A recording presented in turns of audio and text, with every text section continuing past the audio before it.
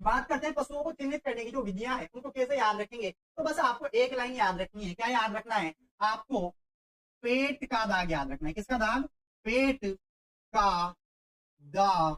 क्या याद रखना है? पेट का दाग। पेट में कोई दाग हो जाता है ना, बस आपको पेट का दाग याद रखना है। इससे आपको पशुओं को चिन्हित करने की विधियां याद हो जाएगी। कैसे याद हो जाएगी, समझना बहुत आसान है।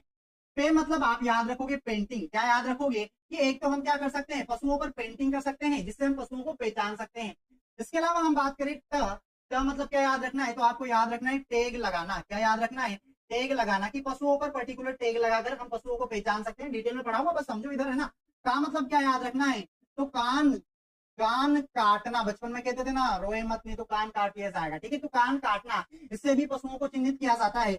दा मतलब क्या याद रखना है? तो दागना, इसको ब्रांडिंग बोलते हैं। ठीक है, इसके अलावा ग मतलब क्या याद रखना है? तो गोदना याद रखना है। क्या याद रखना है? गोदना।